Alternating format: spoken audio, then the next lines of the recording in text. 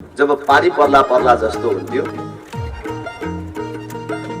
अनि के भन्थ्यो भने हेर्न राजेन्द्र अब पानी पर्ला जस्तो छ, मजाले पानी पर्यो भने भरे एम्बुलेन्स पनि चल्न सक्दैन। अनि कसै दिदीबहिनीहरूलाई सुत्केरी व्यथाले चेप्यो र कसैलाई सर्पले डस्यो भने अस्पतालसम्म जान नपाएर मर्नुपर्ने अवस्था छ। पूर्व जन्ममा के पाप गरिएछ र यो ठाउँमा आएर बसिएछ, यो ठाउँमा जन्म लिइएछ अरे भनेर अनि मैले भने पूर्व जन्ममा तपाईले कुनै पाप गरेर दुःख पाएको होइन, तपाईले गएको चुनावहरुमा ठिक पार्टी र ठिक नेतालाई भोट नदिएकोले दुःख पाएको हो भनेर। म जब यो देश दौडमा गए म जहाँ जहाँ म शिरमा टोपी देख्छु यो राष्ट्रिय प्रजातन्त्र पार्टीको मान्छे जस्तो लाग्छ मलाई। जुन पार्टीको अध्यक्षले भ्रष्टाचार गरेर खानु, आमाको रगत खानु सरम मानेर हिँड्छु भनेर संकल्प गरेको छ, जुन पार्टीको अध्यक्षले आम चुनावमा आफ्नो प्रतिद्वन्दीलाई ललकारेर भनेको छ कि मेरो यति लामो राजनीतिक जीवन यात्रामा 1 रुपैयाँ पनि भ्रष्टाचार गरेको छुइनँ भनेर जुनसुकै मन्दिरमा छिर्न सक्छु, कसैले 1 रुपैयाँ भ्रष्टाचार गरेको प्रमाणित गर्छ भने म त्यसको नोकर बस्छु भनेर भनेको छ। त्यो पार्टीको स्थानीय तहमा उम्मेदवार भएको मान्छेहरूले लटपट गर्छु, भ्रष्टाचार गर्छु भन्ने आँट गर्दैनन् भन्ने मेरो विश्वास छ। कांग्रेसलाई पनि चान्स दियौं, एमालेलाई पनि चान्स दियौं, इभन माओवादीलाई पनि हामीले मौका दिएको थियौं। तर एकपल्ट म उहाँहरुसँग अनुरोध गर्न चाहन्छु, यी पार्टीहरुसँग हामीलाई पनि मौका दिनु नि त योपल्ट।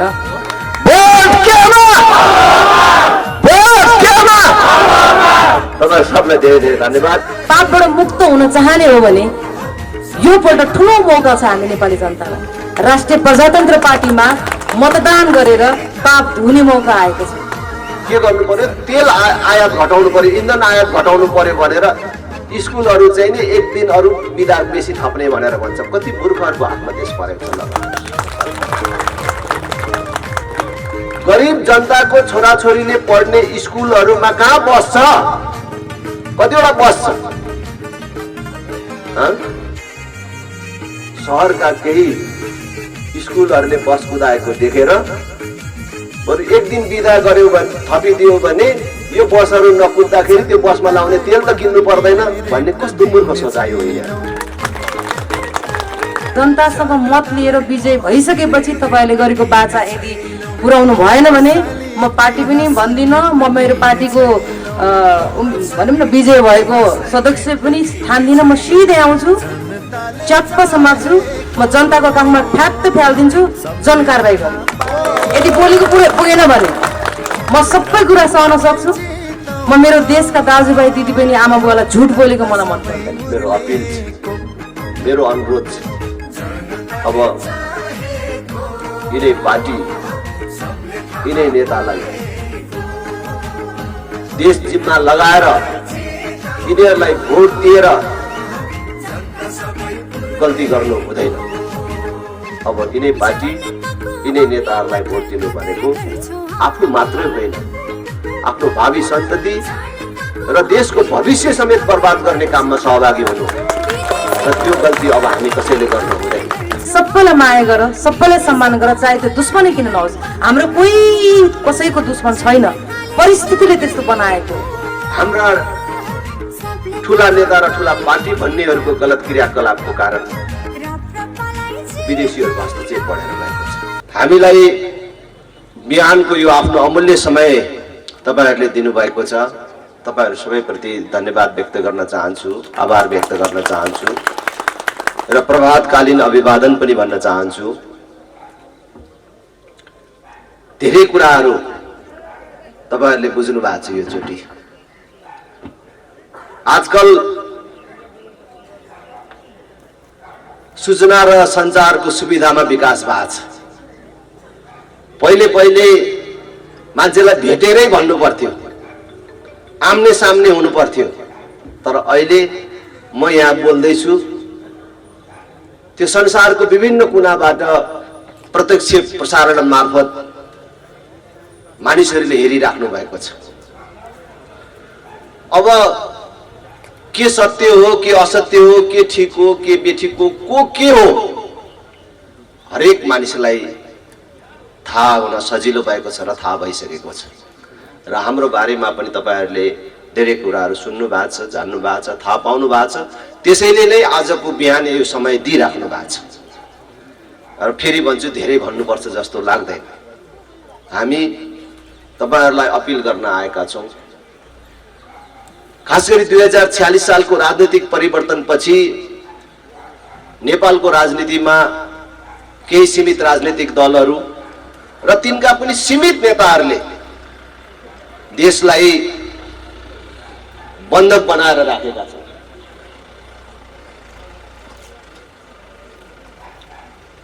जनताले आफ्नो भगवान, प्रभु, परमेश्वर, मुक्तिदाता जस्तो मानेर निरन्तर रूपमा सत्तामा बसाएका ती पार्टीहरूले, ती नेताहरूले देशलाई के दियो, त्यो देशले के पायो, जनताले के पायो, समीक्षा गर्ने बेला भयो भन्न आएका छौं हामी। राजा ज्ञानेन्द्रको 18 महिने प्रत्यक्ष शासन बाहेक सबै समय अझ बुझ्ने भाषाले भन्ने हो भने कांग्रेस, एमाले, माओवादीले राजनैतिक रूपमा, सैद्धान्तिक रूपमा र व्यावहारिक रूपमा यो देशको नेतृत्व गरेका छन्। आज कृषि प्रधान देश भनेर भनिन्छ। जुन देशका किसानले बाली लगाउने बेलामा पैसा तिरेर मल किन्न पाउँदैन, बिउ पाउँदैन, कसै दुःख गरेर कुनै उपायबाट मल बिउको बन्दोबस्त गरेर उत्पादन गर्यो भने पनि अन्न बेच्ने ठाउँ पाउँदैन, बेच्न पायो भने भाउ पाउँदैन। माइक नचलाइदिनु ल भाइ, जे छ त्यो छोडिदिनुस्। म कहिले बिस्तारो बोल्छु, कहिले साह्रो बोल्छु। माइक बिग्रेको होइन, मेरो स्वर तलमाथि भएको। तपाईले ढाला नगर्नुस्, उता पर जानुहोस्। आज देश पूर्ण रूपले बेरोजगार उत्पादन गर्ने कारखानामा परिणत भएको छ। छोरा जन्माएर जब नागरिकता बनाउन मिल्ने, पासपोर्ट बनाउन मिल्ने हुन्छ, विदेशीको नोकर हुन पठाउनु पर्ने हाम्रो बाध्यकारी परिस्थिति छ। बिहे गरेको भोलिपल्ट लोग्ने स्वास्नीको बीचमा राम्रो चिनाजानी भएको हुँदैन।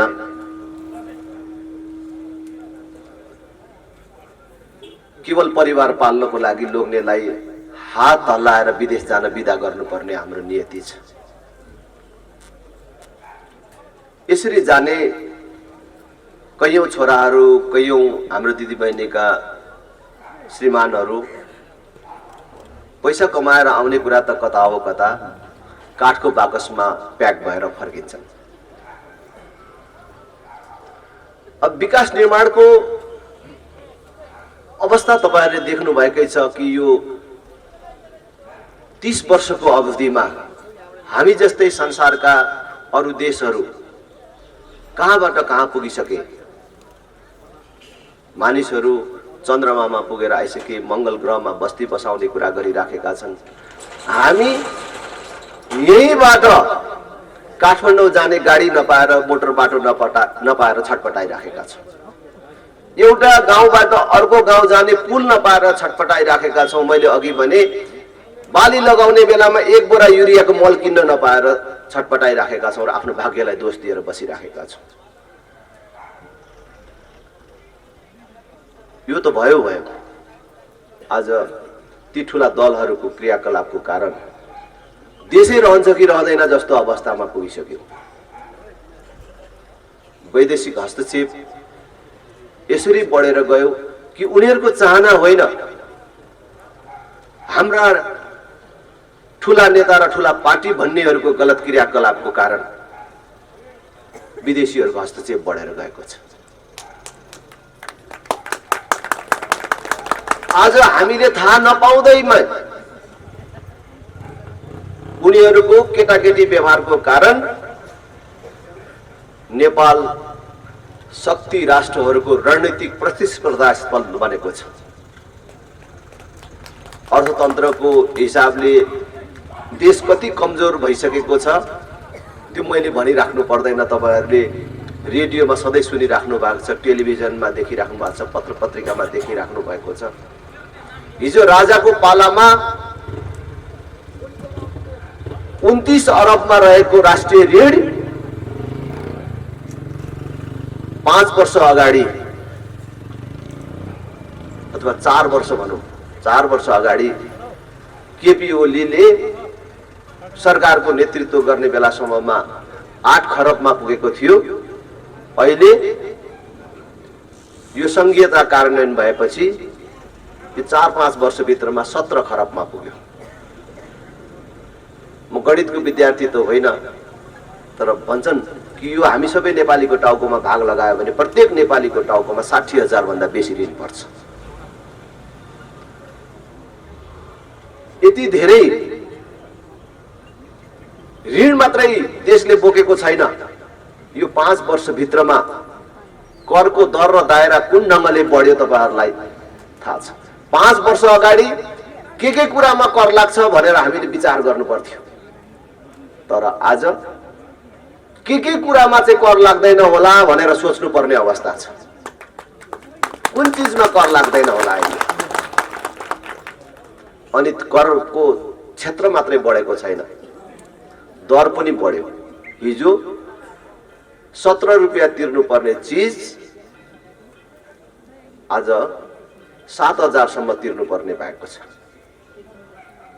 यति धेरै ऋण लिएर, यति धेरै कर तिरेर देशले के पायो? के देशको अर्थतन्त्र मजबुत भएको छ? देशको अर्थतन्त्र मजबुत भएर गएको छ भने आज किन बैंकमा पैसा छैन र बैंकले लगानी बन्द गरेको छ?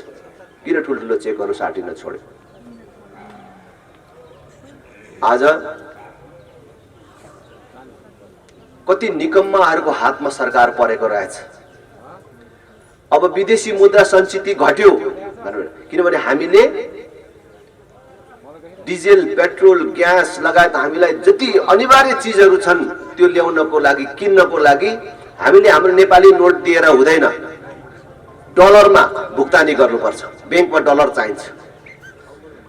डलर बैंकमा आउनको लागि कि हामीले व्यापार ठुलो गर्नु पर्यो, हाम्रो देशबाट सामान बेचेर त्यो सामान बेचे बापत पैसा ल्याएर डलरमा ल्याएर डलर जम्मा हुने हो, कि हामीले विदेशी सहयोग लिएर आउने हो त्यो डलर, कि हामीले विदेशमा काम गरेर कमाएर ल्याउँदा डलर ल्याउने हो? आज हाम्रो देशमा हामीले कुनै सामान बेचेर डलर भित्राउने कुनै बाटाहरू यो 30 वर्षमा बन्न सकेन, 32 वर्षमा बन्न सकेन।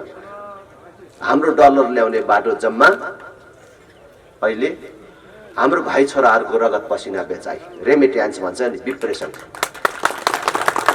त्यसरी आएको पैसाले आज देशको अर्थतन्त्र धानिराखेको छ र त्यो पनि अहिले घट्दै घट्दै गएर अब अहिले यिनीहरू के भन्छन्, अब डलर सकिन लाग्यो, विदेशी मुद्रा सञ्चिति घट्न थाल्यो, अब जोगाउनु पर्छ, अब बाहिरबाट सामान ल्याउन कम गर्नुपर्छ।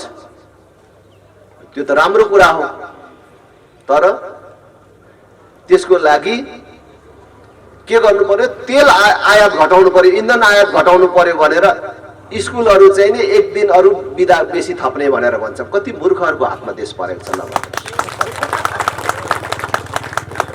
गरिब जनताको छोराछोरीले पढ्ने स्कुलहरूमा कहाँ बस छ? कतिवटा बस छ? शहरका केही स्कुलहरूले बस कुदाएको देखेर बरु एक दिन बिदा गर्यो भने, थपिदियो भने यो बसहरू नकुद्दाखेरि त्यो बसमा लाउने तेल त किन्नु पर्दैन भन्ने कस्तो मूर्ख सोचाइ हो यिनीहरू। आज हाम्रो छोराछोरीले पढ्ने स्कुल बन्द गर्ने अनि डलर जोगाउने भनेर भन्नेहरूले यति नै बेला हामी नेपालीको उपभोगमा नआउने सुपारी चाहिँ आयात गर्ने छुट दिइराखेका छन्। हाम्रो भाइ छोराले रगत पसिना बगाएर कमाएर पठाएको डलरबाट सुपारी ल्याउने छुट दिइराखेका छन्। सुपारी हामीलाई कहाँ चाहिन्छ? अहिले यिनीहरूलाई चुनावको लागि पैसा चाहिएको छ। त्यो सुपारी यहाँ ल्याउने इजाजत दिँदाखेरि पैसा खान्छ, अनि त्यो ल्याएको सुपारी भारतमा 2 नम्बरी बाटोबाट बेच्छन् र त्यो तस्करहरूसँग मिले मतोमा आज फेरि पनि यिनीहरू सुपारी जस्तो चीज आयात गर्ने छुट दिएर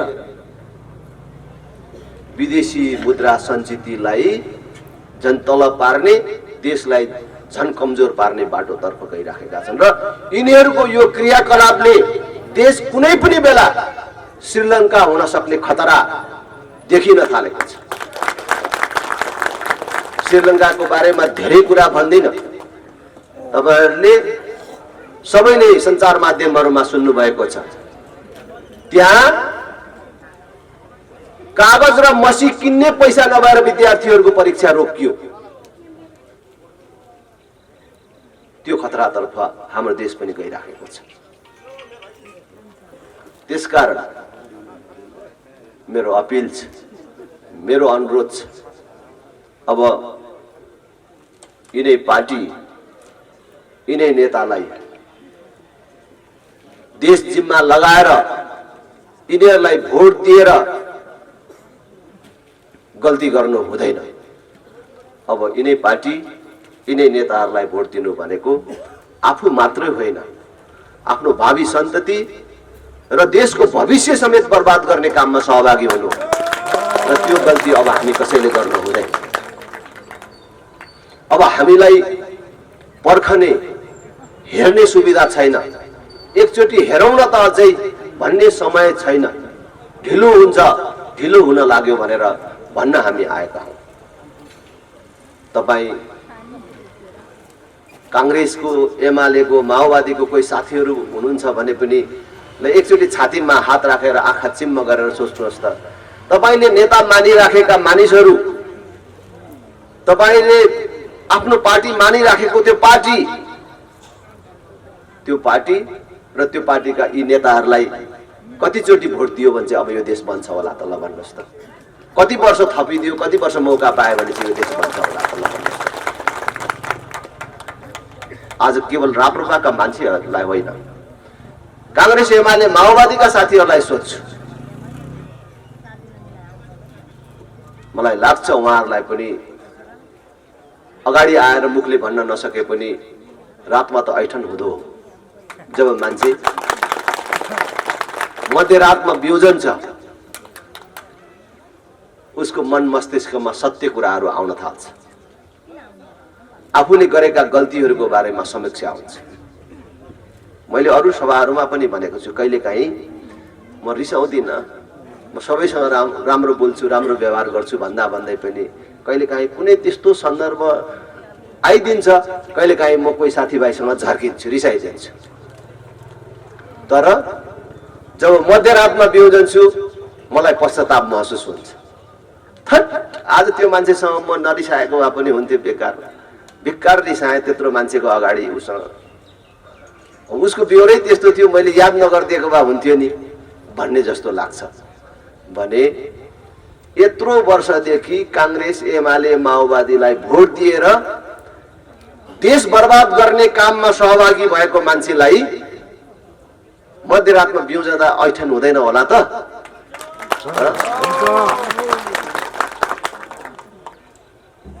यत्रो वर्ष यिनीहरूलाई भोट दिइयो तर वास्तवमा देश बर्बाद गर्ने काममा सहभागी भइएछ भन्ने लाग्दैन होला त कांग्रेस, एमाले, माओवादीलाई? मलाई लाग्छ। त्यसकारण मेरो अनुरोध छ, अब राष्ट्रिय प्रजातन्त्र पार्टीले हिजोका विगतका गल्ती, कमी, कमजोरी सच्याउने अवसर तपाईलाई दिएको छ। हामीले केवल एउटा पार्टीको मुद्दा मात्रै लिएर आएको छैनौं, एउटा पार्टीको कुरा मात्रै लिएर आएको छैनौं। हामी सबैभन्दा माथि देश छ, देशभन्दा माथि अर्को केही कुरा छैन। अहिले देश र धर्म नै संकटमा परेको बेला हामीले देश बचाउने अनि बनाउने मुद्दा लिएर आएका छौँ। त्यसकारण यसमा हामी सबै जोडिँदाखेरि कसैले हिंसा बोध गर्नु पर्दैन, कसैले लाज मान्नु पर्दैन। सबै हामी एकजुट भएर यो चोटि यो यथास्थितिको अन्त्य गरेर परिवर्तन र अग्रगमनको पक्षमा मतदान गरौँ भन्ने अपिल गर्न चाहन्छु। कांग्रेस एमाले माओवादीहरू पहिले परिवर्तन र अग्रगमनको कुरा गर्थे। उनीहरूको परिवर्तन र अग्रगमन त केही मान्छेलाई धनी बनाउने, केही मान्छेको परिवार सपार्ने कुरा मात्रै रहेछ, देश बर्बाद गर्ने कुरा रहेछ। हामीलाई प्रतिगामी भन्थ्यो, हामीलाई राजा चाहिन्छ है, कुनै न कुनै रूपको भए पनि नेपालमा चाहिँ अभिभावकीय संस्थाको रूपमा राजा रहनुपर्छ, हिन्दू राष्ट्र हुनुपर्छ भनेर भन्दाखेरि यिनीहरू प्रतिगामी भनेर भन्थे। हामी अग्रगामी हौं भनेर उनीहरूले आफूलाई भन्थे, तर प्रतिगामी उनीहरू रहेछ। देशलाई जसले पछाडि फर्काइराखेको छ तिनीहरू प्रतिगामी हुन्। हामीले देशलाई पछाडि फर्काउने कुरा गरिराखेका छैनौँ। हामीले अब यो यिनीहरूको बन्धकबाट देशलाई मुक्त गरेर देशलाई अग्रगमनतर्फ अगाडि लैजान, परिवर्तनतर्फ लैजान खोजेका छौँ। त्यसकारण अब राष्ट्रिय प्रजातन्त्र पार्टीलाई भोट दिने भनेको परिवर्तन र अग्रगमनको पक्षमा मतदान।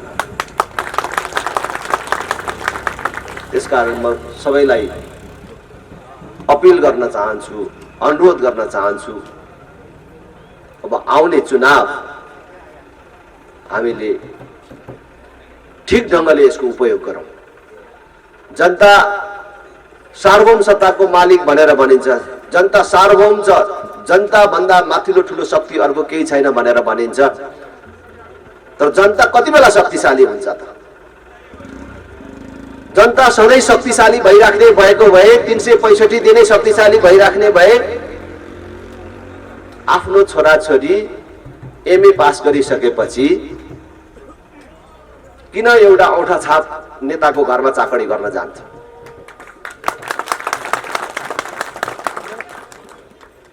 छोराछोरीले पढिसकेपछि अझ शक्तिशाली हुनुपर्ने, तर छोराछोरीले पढिसकेपछि हाम्रो शिक्षा नै त्यस्तो छ जुन शिक्षाले गरी खाने बनाउँदैन, नोकर बनाउँछ, चाकडी गर्ने बनाउँछ, हलो जोत्नु पनि बिर्सेको हुन्छ, धान रोप्नु पनि बिर्सेको हुन्छ।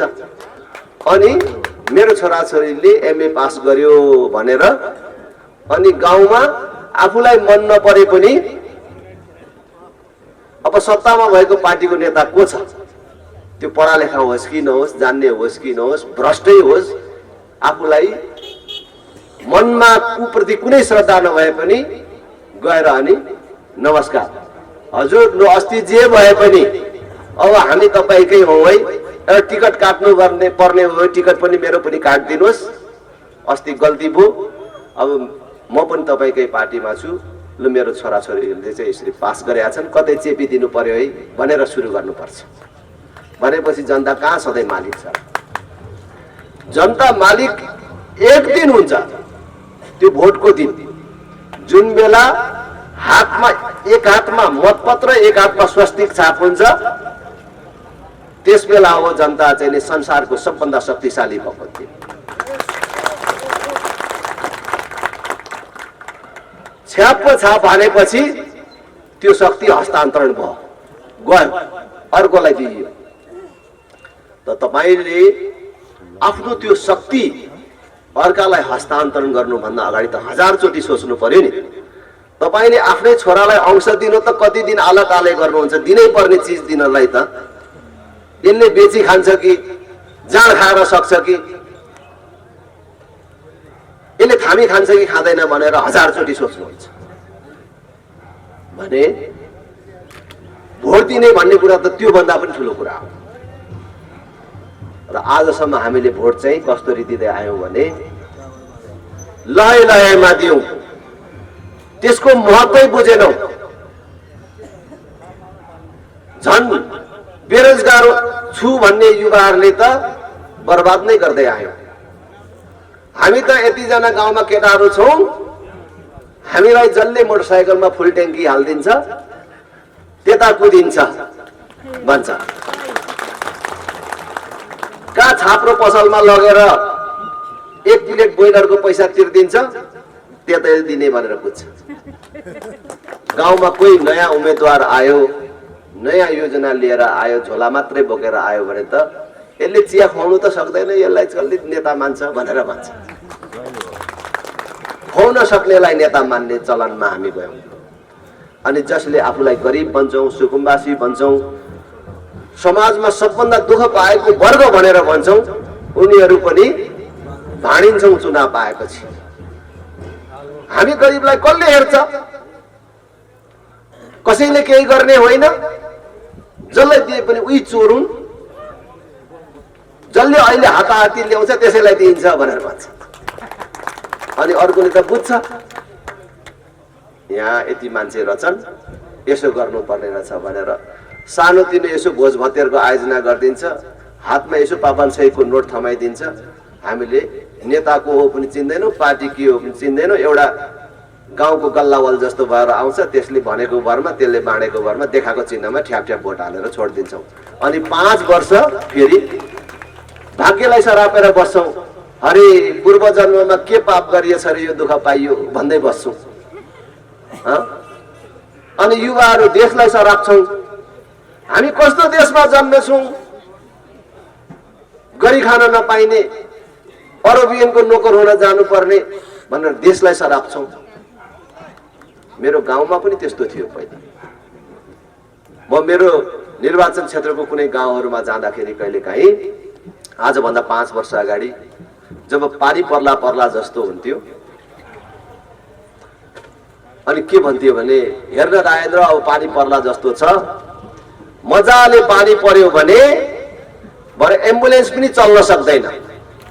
अनि कसै दिदीबहिनीहरूलाई सुत्केरी व्यथाले चेप्यो र कसैलाई सर्पले डस्यो भने अस्पतालसम्म जान नपाएर मर्नुपर्ने अवस्था छ। पूर्व जन्ममा के पाप गरिएछ र यो ठाउँमा आएर बसिएछ, यो ठाउँमा जन्म लिइएछ हरे भनेर भन्थे। अनि मैले भन्थे, पूर्व जन्ममा तपाईले कुनै पाप गरेर दुःख पाएको होइन, तपाईले गएको चुनावहरूमा ठिक पार्टी र ठिक नेतालाई भोट नदिएकोले दुःख पाएको हो भनेर। आज तपाईहरुलाई पनि त्यही कुरा भन्छु कि आज हामी संसार कहाँबाट कहाँ पुगिसक्दा हामी राजधानीको छेउको मानिसहरूले जुन यो दुःख भोगेर बस्नु परिराखेको छ, दुर्गमता अभाव भोगेर बस्नु परिराखेको छ, बेरोजगारी बिहोर्नु परिराखेको छ, गरिबी बिहोर्नु परिराखेको छ, त्यो हाम्रो सारा दुःखको कारण हाम्रो भाग्य होइन। हामीले गएको चुनावहरूमा ठिक पार्टी र ठिक नेता चुन्न नसकेर हो। यो निष्कर्षमा हामी पुग्नुपर्छ। त्यसकारणले चुनावमा हामीले मेरो बाजेको पार्टी, मेरो बाउको पार्टी, मैले यति लगानी गरेको पार्टी, मैले यो पार्टीमा लाग्दा यति कुटै खाएको, यति जेल बसेको भनेर त्यसलाई भोट हाल्ने होइन। को मान्छे अगाडि सरेको छ, त्यो पार्टीको नीति के छ, विगत के छ, त्यो हेरेर भोट हाल्ने हो। त्यसको इमान, त्यसको नियत हेरेर भोट हाल्ने हो। चोर छ भन्ने थाहा छ, भ्रष्टाचारी छ भन्ने थाहा छ, तर आफ्नै पार्टी भनेर भोट हालिराखेपछि दुःख नपाएर कसले पाउँछ? त्यही भोट हाल्नेले दुःख पाउँछ बेसी। गाउँघरमा तपाईहरुले पनि, हाम्रो साथीहरूले पनि भोट माग्न जाँदाखेरि भेट्नु भएको छ कि छैन? यो चोटि अलि मान्छेको मनमा परिवर्तन आएको छ। पहिले पहिले मै गाउँमा जाँदाखेरि के गर्छस् राजेन्द्र, तेरो कुरा मन पर्छ, तेरो माया पनि लाग्छ, हाम्रो नेताले काम पनि गर्दैनन् भन्ने पनि थाहा छ, चोर हुन् फटा हुन् भन्ने थाहा छ, भ्रष्टाचारी हुन् भन्ने थाहा छ, सिनका भाँचेनन्, के गर्छस् अर्को चिन्हमा हातै लाग्दैन भनेर। अनि त्यस्तो मान्छेले दुःख नपाएर कसले पाउँछ त? अब त्यो गल्ती गर्नु हुँदैन। ठिक लाग्दैन भनेपछि त म पनि ठिक लाग्दैन भने मलाई पनि भोट दिनु हुँदैन। राय लिङ्गदेन ठिक छैन भन्ने तपाईलाई लाग्यो, तपाईको अन्तर्मनमा भने तपाईले राप्रपाकै सदस्यता लिएको छ भने पनि राप्रपालाई भोट दिनु हुँदैन। आफ्नो मनको विरुद्ध भोट दिनु हुँदैन। हेर्नुस्, भोट दिने भन्ने कुरा त छोरी दिने भन्दा ठुलो कुरा हो। छोरी दिँदाखेरि कतिचोटि सोचेर भोट दिनुहुन्छ? एक दुई चोटिले सोचेर पुग्छ, 1000 चोटि सोच्नुहुन्छ। जब छोरी दिने भन्ने कुरा घरमा सुरु हुन्छ, त्यो जुनसुकै जातको होस्, जुनसुकै धर्मका मानिसको परिवारमा होस्, छोरी दिने कुरा सुरु भएपछि आमा बुवालाई रातभरि निन्द्रा लाग्दैन, छटपट्टि सुरु हुन्छ। त्यो छोरी दिन लागेको केटाको परिवार कस्तो छ, बाबुआमा के गर्छन्, केटो कति पढेको छ, आम्दानीको स्रोत के छ, जाँड रक्सी चुरोट बिडी खान्छ कि खाँदैन, कुनै कुलतमा लागेको छ कि छैन, अनेक मान्छे लगाएर बुझेर मात्रै दिइन्छ। त त्यति धेरै बुझेर दिएको छोरी पनि कहिलेकाहीँ लफङ्गाको हातमा पर्दैछ, हैन? तर तपाईको छोरी लफङ्गाकै हातमा परेछ भने पनि दुःख पाउने तपाईको त्यही एउटा छोरीले हो। दुईटा छोरी छ भने अर्को छोरीलाई केही फरक पर्दैन। तर तपाईले दिने एउटा भोट गलत पार्टी र गलत नेतालाई परेछ भने त पुरै देशले दुःख पाउँछ। त्यसकारण यस्तो महत्त्वपूर्ण भोट सोचेर विचार गरेर मात्रै दिनुपर्छ। र त्यसमाथि पनि म अझै सबभन्दा बेसी युवा भन्ने साथीहरू जो आफूलाई बेरोजगार भन्नुहुन्छ, मैले काम पाइनँ, गरी खान पाइनँ भनेर भन्नुहुन्छ, त्यो युवाहरू जो आफूलाई गरिब भन्नुहुन्छ, सधैँभरि मलाई दुःख भयो भनेर भन्नुहुन्छ, त्योहरूले त झन् बेसी सोच्नुपर्छ। तपाईको बेरोजगारीको अन्त्य, तपाईको गरिबीको अन्त्य कुनै भगवान आएर गरिदिँदैन। त्यो गर्ने भनेको फेरि पनि नेताले नै हो, त्यो गर्ने भनेको देशको राजनीतिले नै हो, देशको पार्टीले नै हो। तर त्यसको लागि त तपाईले राम्रो नेता र राम्रो पार्टी चुन्नु पर्यो नि। बिहारमा म खालि बिहारको बेसी उदाहरण दिन्छु किनभने मेरो नजिकमा बिहार पर्ने। लालु यादवको शासन भइन्जेल बिहारका मानिसहरूलाई यस्तो दुःख थियो कि बिहारका मानिसहरू हुलका हुल हाम्रोमा काम खोज्न आउँथे, चोरी गर्न आउँथे।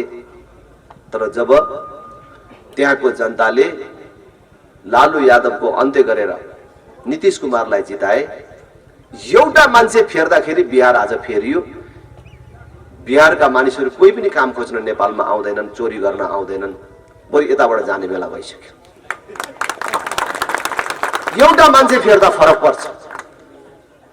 हार्दिक अनुरोध गर्न चाहन्छु, कांग्रेस एमाले माओवादीले हाम्रो दुःखको अन्त्य गर्छन्, देश बनाउँछन् भन्ने विश्वासमा हामीले के कुरा सहयौं।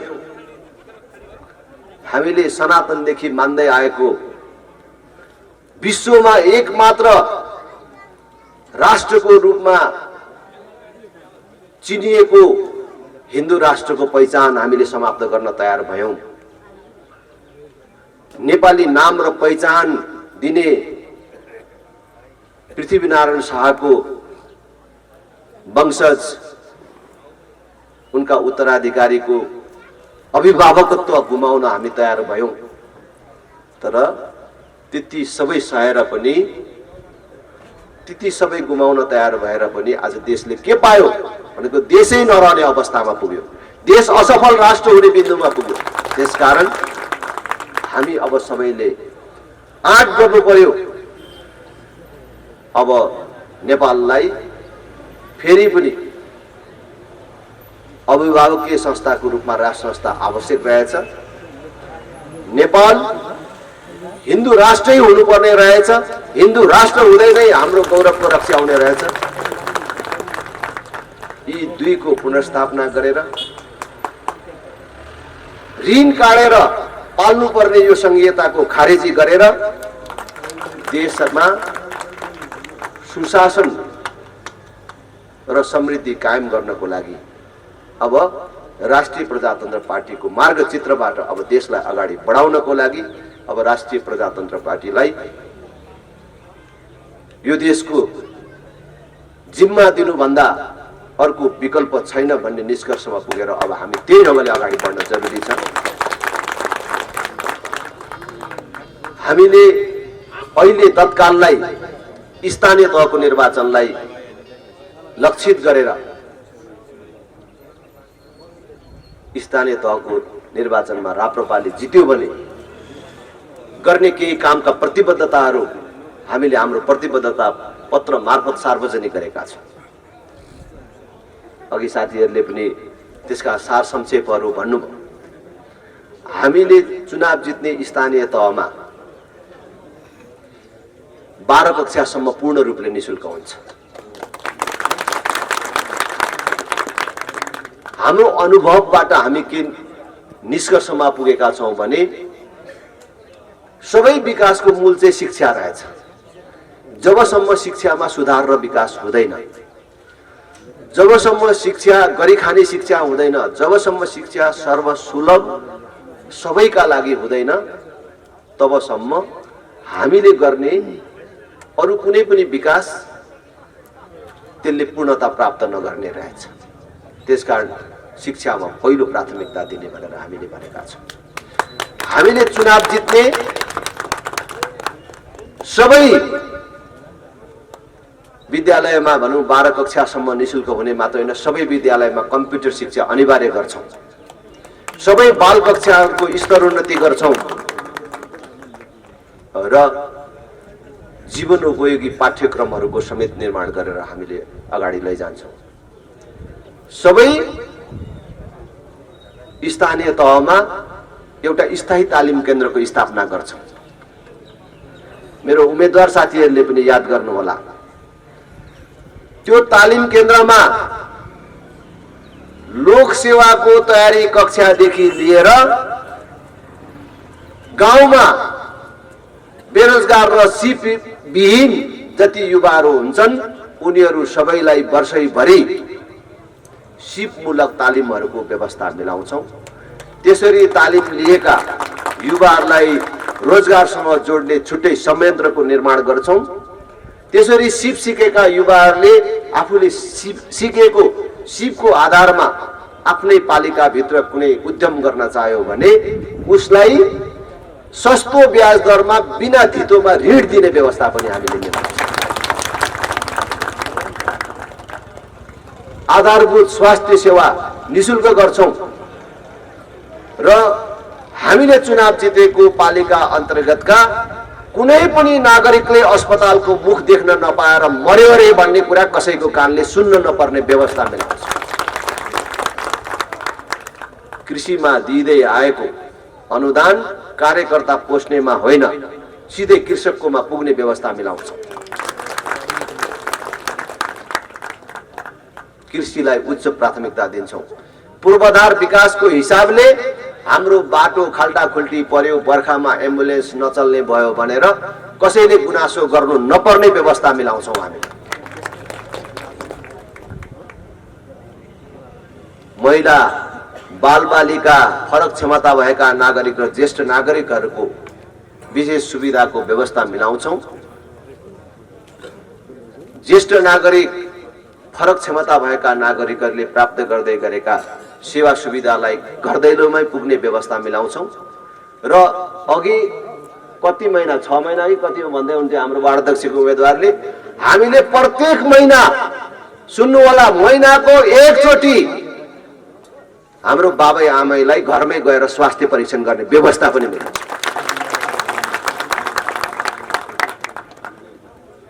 हामीले चुनाव जित्ने पालिकामा भ्रष्टाचारको भय पनि सुन्न पाइदैन। जुन पार्टीको अध्यक्षले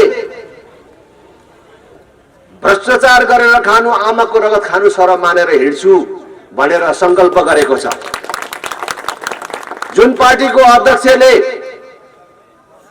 आम चुनावमा आफ्नो प्रतिद्वन्दीलाई ललकारेर भनेको छ कि मेरो यति लामो राजनीतिक जीवन यात्रामा 1 रुपैयाँ पनि भ्रष्टाचार गरेको छुइनँ भनेर जुनसुकै मन्दिरमा छिर्न सक्छु, कसैले 1 रुपैयाँ भ्रष्टाचार गरेको प्रमाणित गर्छ भने म त्यसको नोकर बस्छु भनेर भनेको छ। त्यो पार्टीको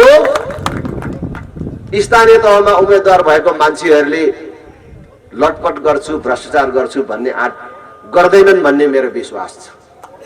यदि कसैले झुक्किएर होइन यो त भन्ने कुरा हो, राजेन्द्रले भनेर के हुन्छ, उसले कसरी थाहा पाउँछ हामीले खाएको कुरा मिलाएर खाइन्छ नि भनेर कोही लागेको रहेछ भने म अहिले भन्छु, 1-2 वडामा 1-2 पालिकामा राप्रपाको उम्मेदवार नभएर केही फरक पर्दैन, अहिले छोडेर हिँडे हुन्छ।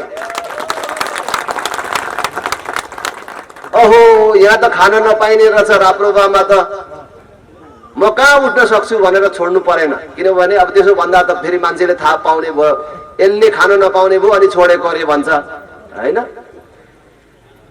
अलि सन्चो भएन, यसपालि चुनावमा हिँड्न सकिन्छ जस्तो छैन, घरमा पनि मानेनन्, त्यस कारणले मैले चाहिँ छोड्नु पर्ने भयो भनेर छोडे हुन्छ। केही छैन, कोही बात छैन, कोही आपत्ति छैन।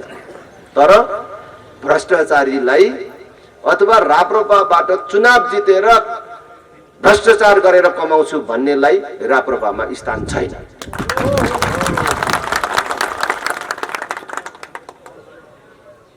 भ्रष्टाचारी भनेर अभियोग लाग्नु सजिलो कुरा छ? आफू मात्रै बदनाम हुन्छ?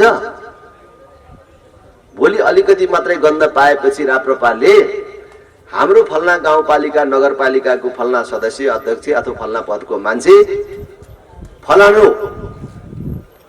भ्रष्टाचारी भएको हुनाले उसलाई पार्टीको साधारण सदस्यताबाट समेत निष्कासन गरिएको छ र उसलाई पदमुक्त गर्न कारबाही समेत अगाडि बढाइएको छ भनेर पत्र पत्रिकामा बाहिर निकाल्ने बित्तिकै के हुन्छ? मुख कहाँ देखाउने? आफू मात्रै बदनाम हुन्छ? 7 समुद्र पारी अमेरिकामा सम्झिना छन् भने अथवा सासू ससुरा छन् भने पनि तिनलाई पनि के भन्छ? भ्रष्टाचारीको सम्झिना भनेर भन्छ, भ्रष्टाचारीको सासू ससुरा भनेर भन्छ। छिमेकीलाई समेत गाह्रो पर्छ, विचार गर्नुपर्छ है, त्यो ठाउँको त पानी नै ठिक छैन भन्छ, त्यसको छिमेकी भ्रष्टाचारी छ, त्यसलाई पनि विचार गर्नुपर्छ भनेर भन्छ। छिमेकीलाई सम्म गाह्रो पर्छ। छोराछोरीले राम्रो लुगा लगाएर मात्रै हिँड्यो भने पनि उसका साथीहरूले अर्कोले अर्कोलाई भन्छ त्यसको बाउ नै चोर छ अनि लगाएर हिँड्छ नि भनेर भन्छ। त्यसकारण सोचेर विचार गरेर मात्रै अगाडि बढ्नु। म भन्छु, मलाई थाहा छ हामीले र खास गरी मैले जे कुरा अगाडि बढाइराखेको छु भ्रष्टाचारको विरुद्ध, यो सजिलो काम छैन, कठिन काम छ। हाम्रो पार्टी भित्रै पहिले मैले भ्रष्टाचारको विरुद्ध अब यो ढङ्गले हामी अगाडि जानुपर्छ अनि पार्टी उठ्छ भनेर भन्दाखेरि मलाई एकान्तमा बोलाएर सम्झाउने मानिसहरू पनि थिए। तपाईको कुरा त राम्रो हो राजेन्द्र बाबु, तर हामीलाई सघाउने मान्छे कति होलान् विचार गरेर गर्नुहोस् है, त्यो जिउज्या नै खतरामा पर्ने कुरा ल्याउनु भयो भनेर भन्थे। मलाई अहिले पनि थाहा छ यो खतराको अप्ठ्यारो हो, कठिन काम हो, तर यसमाथि विजय प्राप्त गरी छोड्न सकिन्छ भनेर विजय प्राप्त गरी छाड्ने संकल्प गरेर हामी हिँडेका छौँ। यसबाट हामी पछाडि हट्दैनौँ। कठिन छ तर यसलाई पार लगाउँछौँ, पार लगाउने भनेर हिँडिएको छ। त्यसमा तपाईहरु सबैको साथ सहयोगको लागि म हार्दिक अपिल गर्न चाहन्छु। राष्ट्रिय प्रजातन्त्र पार्टीले अहिले जे संकल्पहरू गरेको छ स्थानीय तहको निर्वाचनको लागि, यसमा कति मानिसहरूलाई भ्रम छ यति धेरै काम गर्नको लागि कहाँबाट पैसा ल्याउँछ राजेन्द्रले? कांग्रेसले गर्न सकेन, एमालेले गर्न सकेन, माओवादीले गर्न सकेन, राप्रपाले कहाँबाट गर्छ?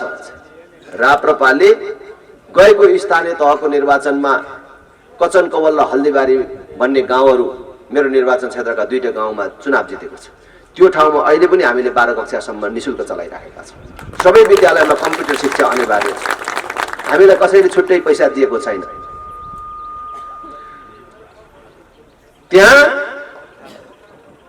पूर्वाधार विकासको हिसाबले, बाटोको हिसाबले, पुल कल्भर्टको हिसाबले कालोपत्रे सडक कस्तो हुन्छ भनेर हेर्नको लागि त्यहाँको मान्छेहरू कि बिर्तामोड भन्ने सहर आउनु पर्थ्यो कि बिहार जानु पर्थ्यो। तर आज कालोपत्रे सडकले नछोएको कुनै वार्ड छैन, कहीँ कल्भर्ट छैन भन्ने कुरा छैन। पूर्वाधार विकासको दृष्टिकोणले पनि हामीले नमुना लायक काम गरेका छौँ। करको दृष्टिकोणले पनि हाम्रो पालिकाहरू नेपालको सबभन्दा कम कर लाग्ने गाउँपालिकाहरू मध्ये पर्छ। त्यसकारण म यहाँबाट हिँडेपछि कोही कांग्रेस एमाले माओवादीले भन्न सक्छन् कहाँको पैसा ल्याएर गर्छ, कर बढाउने होला भन्छ। राप्रपाले कर बढाउने होइन, राप्रपाले चुनाव जितेको स्थानीय तहमा हामीले 50% सम्म स्थानीय कर घटाएर देखाइदिन्छौँ। हामीले कल्पना गरेर भनेको चिज होइन, गर्न सकिने कुराहरू हामीले लिएर आएका छौँ। त्यसकारण एकचोटि राष्ट्रिय प्रजातन्त्र पार्टीलाई मद्दत गर्नु पर्यो। एकचोटि किन भनिराखेका छौँ, यो एकचोटि मौका दिनुभयो, 5 वर्ष मौका पाउँदाखेरि गरेर देखाउन सकिएन भने अर्कोचोटि किन माग्ने? हामीले 5 वर्ष भने बमोजिम काम गरेर देखाउन सक्यौँ भने अर्कोचोटि त हाम्रै कामले भोट मागिहाल्छ नि, हामीले किन भोट माग्नु पर्यो?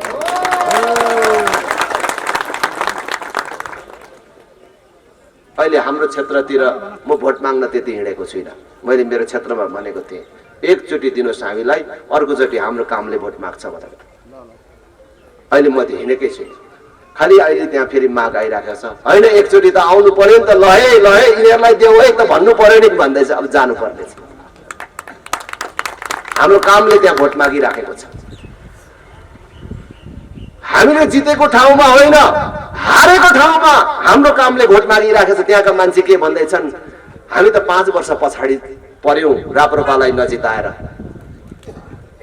छेउमै पर्तिर राप्रपाले जितेको गाउँपालिकामा मान्छेका छोराछोरीले 12 कक्षासम्म निशुल्क पढ्न पाउने, दिनमा 1 घण्टी कम्प्युटरमा बस्न पाउने गरिबको छोराछोरीले पनि हामीले चाहिँ किन यो 12 कक्षासम्म शुल्क तिर्नु पर्ने? हाम्रो छोराछोरीले कम्प्युटर पनि देख्न नपाउने, बाटोको हालत पनि यस्तो छ भनेर अब मान्छे राप्रपालाई नजिताइ भएन भनेर सुर्याएछ। कामले भोट माग्नु। त्यस कारण म तपाईहरु सबैलाई भन्छु र हाम्रो उम्मेदवार साथीहरुलाई पनि भन्छु, तपाईहरु उच्च मनोबलका साथ अगाडि बढ्नुस्। तपाईहरु सबैलाई मेरो हार्दिक अपील छ, एकचोटि राष्ट्रिय प्रजातन्त्र पार्टीलाई मद्दत गर्नुस्। अरु सबै दिदीबहिनी दाजुभाइहरुलाई आग्रह गर्दिनुस्, अनुरोध गर्दिनुस्, हामी हाम्रो परम्परा धर्म संस्कृतिको पनि संरक्षण गर्छौं, सनातन हिन्दू राष्ट्र पनि कायम गर्छौं, अभिभावकीय संस्थाको रूपमा राष्ट्र संस्थाको पनि पुनर्स्थापना गर्छौं र यो देशलाई हाम्रै जीवनकालमा दुनियाका समृद्ध देशहरूको तुलनामा पुर्याएर मात्रै छाड्छौं।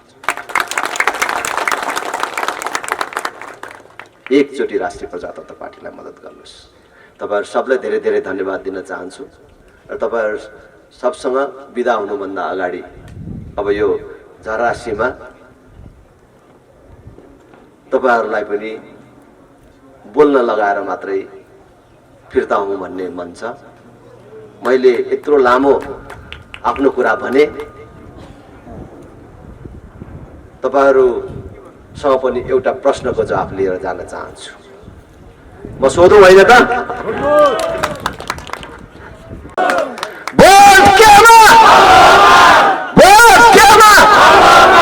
तपाईहरु सबलाई धेरै धेरै धन्यवाद। जय राष्ट्र, जय जनता। समाजको आवाज.com। दाजुभाइ दिदीबहिनी सम्पूर्णमा मेरो जय राष्ट्रवाद। यो आज हामी चुनावी कार्यक्रममै छौं, चुनावको मुखमा छौं हामी। मलाई लाग्छ आज यो ललितपुरमा आएर, यो गोदाबारीमा आएर मैले यहाँ हजुरहरूको अगाडि भोट मागिरहनु पर्छ जस्तो मलाई लाग्दैन। किनभने म जब यो देश दौडमा गएँ, म जहाँ जहाँ म शिरमा टोपी देख्छु त्यो राष्ट्रिय प्रजातन्त्र पार्टीको मान्छे जस्तो लाग्छ मलाई। यहाँ मैले भनिरहनु पर्छ जस्तो लाग्दैन। र मैले आज युवाहरूको पनि शिरमा टोपी देखिरहेको छु। काश म केटा हुन्थ्यो भने म सधैँ शिरमा टोपी लाएर हिँड्थ्यो होला। त्यो हाम्रो एकदम ठुलो पहिचान हो। हामी विदेशी लुगा, विदेशी खाना, विदेशी विचार, विदेशी हरेक कुरा विदेशीसँग प्रभावित भएर देशै डुबिसक्यो। माओवादी कम्युनिस्टहरूले बोकेको विचार पनि हाम्रो विचार त होइन, तर हाम्रो पार्टीले बोकेको विचार, हाम्रो पार्टीले कसलाई माला लगाउँछ तपाईले देखिसक्नु भएको छ। हाम्रो मौलिक पार्टी, हाम्रो धर्म संस्कार संस्कृति जगेर्ना गर्ने पार्टी। र अघि पूर्व वक्ताले के भन्नुभएको थियो भने हजुरहरूलाई मैले यो भन्नु पनि पर्छ, किन म मेची महाकाली यो जुन अभियानमा हिँडिरहेको छु, म त प्रत्यक्ष त्यहाँका जनताहरूसँग या कार्यकर्ता या नेताहरूसँग म भेटिरहेको छु।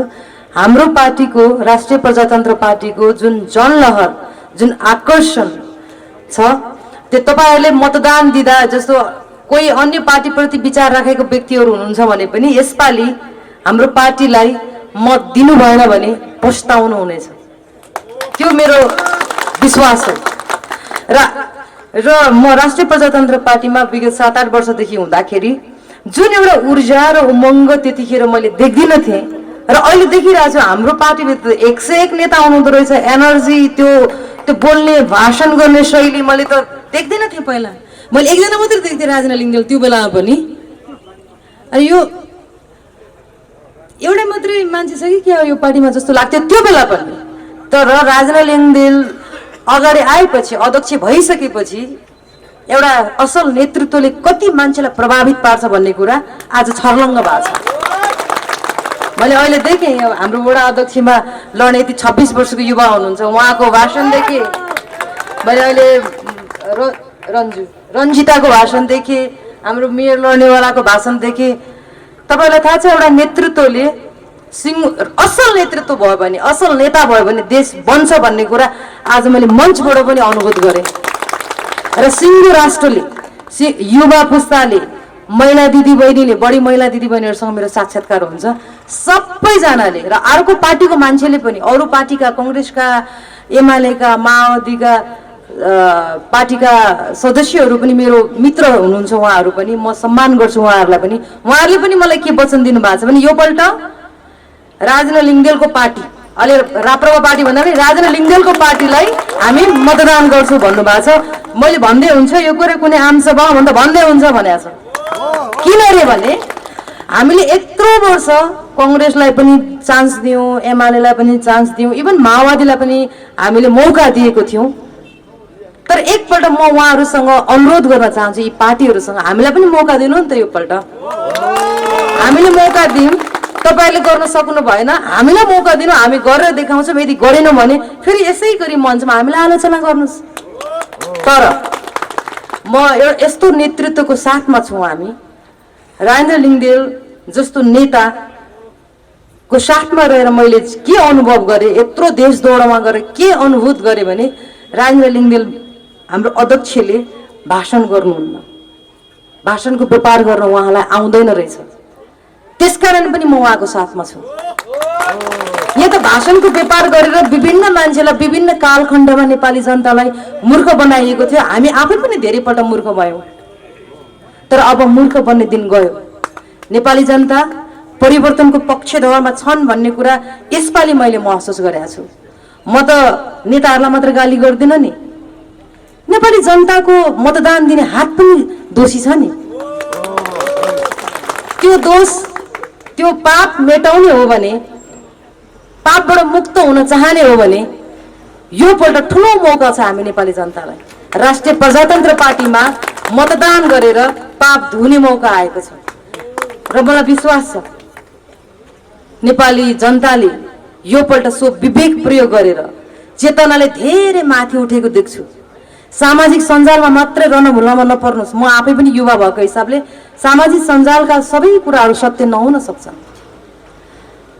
चेतनाले हामी यो स्थानमा पुगिसक्यौँ भन्ने प्रमाण दिनका लागि पनि योपल्ट राष्ट्रिय प्रजातन्त्र पार्टीलाई सेवा गर्ने, यो देशको सेवा गर्ने मौका दिनुहुन्छ भन्ने कुरामा म चाहिँ ढुक्क छु। र हाम्रो साथमा अग्रजहरू हुनुहुन्छ, आमा बुवाहरू हुनुहुन्छ, वृद्ध वृद्धाहरू हुनुहुन्छ, युवा हुनुहुन्छ, किशोरीहरू हुनुहुन्छ, महिला हुनुहुन्छ, सबै वर्गका मान्छेहरू हाम्रो साथमा हुनुहुन्छ। अघि पूर्व वक्ताले के भन्नुभएको थियो भने युवाको पाली, युवाको पाली। युवा उमेरले हुँदैन, युवा मस्तिष्कले हुन्छ। एउटा 70 वर्षको मान्छे पनि युवा हुन्छ, तर त्यो 70 वर्षको मान्छेको मस्तिष्क चाहिँ युवा हुनुपर्छ भन्ने मेरो मान्यता हो। म पनि भोलि बुढी हुन्छु होला, 70 वर्षको त हुन्छु नि म पनि। त्यति बेला कुनै मेरो उमेरको युवतीले आएर यो अब वृद्धहरूको काम छैन भन्यो भने कति चित्त दुख्छ होला? होइन, काम छ, तर वृद्ध 70, 60 या 80 वर्षको मानिसभित्र पनि यदि जवान दिमाग छ भने ऊ पनि जवान हो। र एउटा म युवा छु, म 35 वर्षको युवा भएँ र मेरो दिमाग चाहिँ वृद्ध छ भने काम भएन नि त। फेरि हरेक मान्छेभित्र जवान युवा हुन जरुरी छ, मस्तिष्क जवान हुन जरुरी छ। उमेर भनेको सिर्फ नम्बर हो। र तपाईँहरूले यो गोदावरीबाट यसपालि यहाँ उपस्थित हुने त सबैजना हाम्रो पार्टीको हुनुहुन्छ भन्ने कुरा त अघि नै भने, शिरमा टोपी देखेर पनि मलाई थाहा हुन्छ। मैले हरेक मानिसको जब म शिरमा टोपी देख्छु मैले केही बोल्नै पर्दैन, सिधै समातेर हाम्रो पार्टीको मान्छे हो जस्तो लाग्छ मलाई। चाहे त्यो कङ्ग्रेसकै किन नहोस्, चाहे एमालेकै किन नहोस्, म यसो हेर्छु यो मान्छे हाम्रै पार्टीको तर केही कारणवश उता गएको होला जस्तो लाग्छ मलाई। र तपाईँहरू सबैजनालाई म धेरै बोल्दिनँ, हाम्रो अध्यक्षज्यूको कुरा सुन्न बाँकी छ। म तपाईँहरू सबैजनालाई यहाँ उम्मेदवारी दिनुहुने सम्पूर्ण साथीहरूलाई म शुभकामना दिन आएको, विजयको धेरै धेरै शुभकामना तपाईँहरूलाई। तर एउटा कुरा चाहिँ के भन्न चाहन्छु भने, जनतासँग मत लिएर विजय भइसकेपछि तपाईँहरूले गरेको बाचा यदि पुर्याउनु भएन भने म पार्टी पनि भन्दिनँ, म मेरो पार्टीको भनौँ न विजय भएको सदस्य पनि ठान्दिनँ। म सिधै आउँछु, च्याप्प समात्छु, म जनताको काखमा फ्यात्त फ्यालिदिन्छु, जनकारबाही गर्ने। यदि बोलेको कुरा पुगेन भने म सबै कुरा सहन सक्छु। म मेरो देशका दाजुभाइ दिदीबहिनी आमा बुवालाई झुट बोलेको मलाई मन पर्दैन। म आफै झुट बोल्ने ठाउँबाट आएको होइन, मेरो क्षेत्र झुट बोल्ने क्षेत्र थिएन। र अब हाम्रो युवाको यो राजनीतिमा सहभागिता के हो भने, फोहोरी खेल, राजनीति फोहोरी ठाउँ, राजनीति झुट बोल्ने ठाउँ, राजनीति भ्रष्टाचार गर्ने ठाउँ होइन है। यो ठाउँ सबैभन्दा संसारको सर्वोत्कृष्ट सेवा गर्ने ठाउँ भनेर प्रमाण दिनु पनि छ हामी युवाहरूले। त्यसका लागि पनि म राजनीतिमा आएको। र तपाईँहरूलाई धेरै धेरै शुभकामना र सम्पूर्ण बुवाहरूलाई आमाहरूलाई आशीर्वाद दिनुहोला। हाम्रो पार्टी होइन, यो देशकै पार्टी हो, राष्ट्रिय प्रजातन्त्र पार्टी। यो व्यक्तिको पार्टी होइन। कुनै दिन सबै नेपालीहरूलाई महसुस भएपछि सबैजना पृथ्वीनारायण शाहले एकता गरे जस्तो सबैजना एकीकृत हुनुहुन्छ, त्यो कुरामा म विश्वस्त छु। र तपाईँहरू सबैजनालाई, छिमेकीलाई पनि र हाम्रो पार्टीमा आबद्ध भएका सबैलाई के अन्तिममा चाहिँ के भन्न चाहन्छु भने, प्लिज कसैलाई गाली नगरिकन, यदि अन्य पार्टीप्रति आस्था राख्नुहुन्छ भने पनि त्यो दुश्मन हो भनेर नठान्नु। सक्नुहुन्छ भने आफ्नो साथमा लिन प्रयास गर्नुहोस्, सक्नुहुन्न भने उनीहरूसँगै हिँड्दा पनि फरक पर्दैन। कसैलाई गाली गरेर मान्छे कोही कहीँ पुग्दैन। र हाम्रो अनुशासनले, हाम्रो अध्यक्षज्यूको निर्देशन के छ भने, गाली नगर कसैलाई, सबैलाई माया गर, सबैलाई सम्मान गर, चाहे त्यो दुश्मनै किन नहोस्। हाम्रो कोही कसैको दुश्मन छैन, परिस्थितिले त्यस्तो बनाएको। यदि कोही पार्टीको मान्छेहरू मैले देख्छु यता हिँड्दाखेरि यो फलानु पार्टीको यता आँखा तर्केर हिँडिरहेको हुन्छ नि, त्यो पार्टीलाई एकछिन छोड्ने भने त हामी नेपाली हो नि, हामी आफन्त हो नि। र म तपाईँहरूलाई पनि भन्छु, सबैलाई अन्य पार्टीको मान्छेले सक्नुहुन्छ भने आफ्नोतिर लिएर हिँड्न सक्नुहुन्न भने प्लिज गाली नगर्नु होला। गाली गरेर हाम्रो राष्ट्रिय प्रजातन्त्र पार्टीको संस्कार त्यो होइन।